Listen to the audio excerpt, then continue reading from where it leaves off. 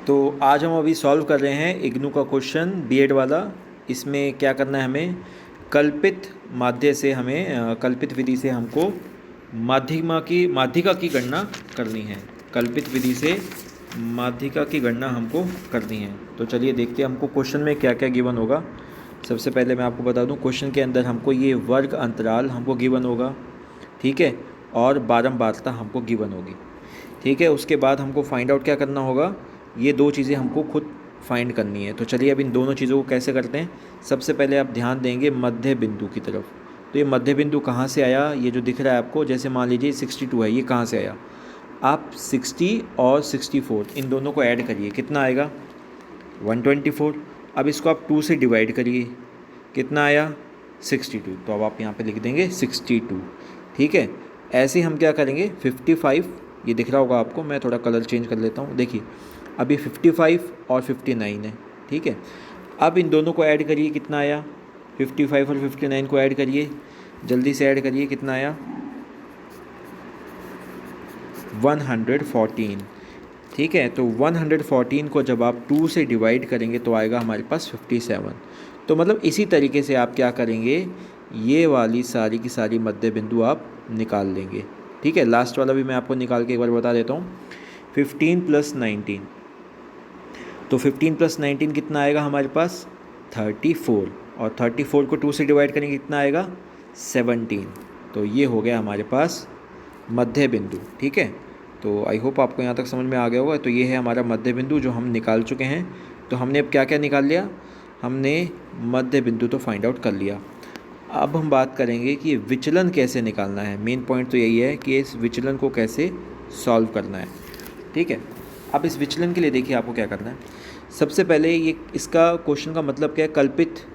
तो इसमें हमको क्या करना है, किसी भी एक वैल्यू को आप कल्पित माध्यिका मान सकते हैं आप, ठीक है। यहाँ पर 37 माना है, आप चाहो तो 42 भी मान सकते हो, 47 भी, 52 भी, ये आपकी चॉइस है। लेकिन हमें थोड़ा क्वेश्चन ईजी पड़े इसलिए हम क्या करते हैं 37 को सपोज़ कर लेते हैं, अज्यूम कर लेते हैं कि ये कल्पित, इसको मान लेते हैं ये अज्यूम्ड मीन है। उसके बाद अब आपको क्या करना है वो स्टेप मैं आपको दिखाता हूँ, ठीक है।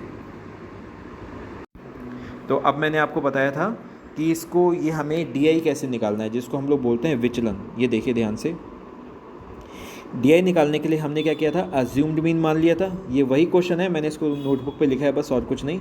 अज्यूम्ड मीन जो माना था वो है ए, यहाँ पर लिखेंगे हम लोग, ठीक है। और ये एक्स आई क्या चीज़ है, एक्स आई देखिए 62, 57 ये सब एक्स आई हैं, ठीक है। अब आपको क्या करना है, डी आई निकालने के लिए 62 - 37 जो आपने अज्यूम्ड मीन माना वो, ठीक है। और उसके बाद डिवाइड करना है 5 से। अब ये 5 क्या चीज़ है, 5 है हमारा क्लास इंटरवल। इस चीज़ का डिफरेंस आएगा, वो मैं आपको अभी समझाऊंगा आगे वाले स्टेप में कि सी आई कैसे निकालना है, ठीक है, क्लास इंटरवल। तो आप ये चीज़ समझिए, इसके अंदर जो मेन जो हमको समझना है ये चीज़। तो ए क्या है अज्यूम्ड मीन, और एक्स आई क्या है, जिस भी कॉलम को हमने करना है, मान लो अब हमको इस वाले कॉलम्स में करना है, मान लेते हैं हम एक आपको सॉल्व करके दिखाता हूँ। मान लें मुझे यहाँ का निकालना है, ठीक है, मुझे यहाँ पे सॉल्व करना है इस वाले कॉलम में। तो मैं क्या करूँगा, यहाँ पर इस कॉलम में मैं क्या, अज्यूम्ड मीन कितना है 37, ठीक है। तो अज्यूम्ड मीन तो है 37 माइनस क्या करना है 32 डिवाइड क्या करना है 5। तो ऊपर भी कितना आएगा -5 और नीचे 5, तो कितना आ जाएगा -1। तो हम क्या करेंगे इस कॉलम में -1 लिख देंगे। तो इस तरीके से आपको ये विचलन निकालना है। आई होप आपको विचलन जो है वो सॉल्व करना आ गया होगा। अब जब हम विचलन निकाल लेंगे तो ये देखिए सारे विचलन जो हैं हमारे इधर आ चुके हैं। जब हम ये विचलन निकाल लेंगे तो उसके बाद जो अगला स्टेप आएगा वो आएगा एफ डी वाला, ठीक है। ये जो दिख रहा है आपको नेक्स्ट स्टेप वो है एफ डी वाला। अब ये हमको एफ डी वाला कैसे करना है, जो भी फ्रीक्वेंसी हमें दे रखी है बारंबारता, इसको गुणा करेंगे, इसको मल्टीप्लाई करेंगे विचलन से, और सेम उसी कॉलम के अंदर हम लिख देंगे। अब ये कैसे करना है देखते हैं हमें ध्यान से। 1 को करना है 5 से मल्टीप्लाई, लिख दिया हमने 5। 2 को करना है 4 से मल्टीप्लाई, लिख दिया हमने 8। सेम कॉलम वाले जो है हम इसको मल्टीप्लाई करेंगे, सामने सामने लिख देंगे। 1 को करना है 4 से मल्टीप्लाई -4, यहाँ पे -4 आ गया। 6 को करना है -1 से -6 आ गया। तो मुझे लगता है आपको यहाँ तक समझ में आ गया होगा। अब देखते हैं आगे, हमने ये एफ डी यहाँ पर लिख लिया है।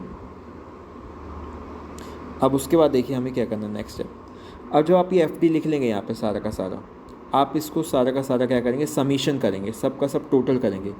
ये जो साइन होता है इसका मतलब होता है समीशन। इन सबको जब आप टोटल करेंगे, टोटल करने के बाद आपके पास यहाँ पर वैल्यू आ गई, जैसे इसने लिखी 13। देखो 5 + 8 13, 13 + 9, आप इस तरीके से आप ऐड करते जाइएगा और यहाँ पर आपकी वैल्यू आ जाएंगी। अब हम चलते हैं इसके फॉर्मूले की तरफ कि अब हमें इसे सॉल्व कैसे करना है। ठीक है, एक बार रिकैप बता देता हूँ मैं आपको। विचलन आप निकाल लेंगे। विचलन कैसे निकालेंगे, आपको मैंने अभी तरीका बताया था, उसी तरीके से विचलन। ये है इसका फॉर्मूला, ये है इसका फॉर्मूला। देखेंगे आप लोग अज्यूम्ड मीन वाला, जो हमने मीन माना था उसको हम लिखेंगे यहाँ पर। अभी आपने जितना भी एफ और डी जो मल्टीप्लाई किया है, थोड़ा इसको रिवर्स करके देख लीजिए। एफ और डी जितना भी आया सम इसका यहाँ पर करेंगे। एन नीचे जितनी टोटल फ्रीक्वेंसी थी उसका सम आएगा, ये भी आपको बता देंगे। क्लास इंटरवल तो आपको 5 याद रखना है, ठीक है। तो अज्यूम्ड मीन मैंने जो माना वो यहाँ पे लिखा 13 जो टोटल करने पर आया था इंटू 5, और फ्रीक्वेंसी थी हमारी टोटल, आप देखोगे 12 बार था, वो 40 थी। अब नॉर्मल कुछ नहीं करना, आप सिर्फ और सिर्फ कैलकुलेशन है, इसको अब सिर्फ और सिर्फ सॉल्व करना है। आई होप आपको समझ में आ गया होगा।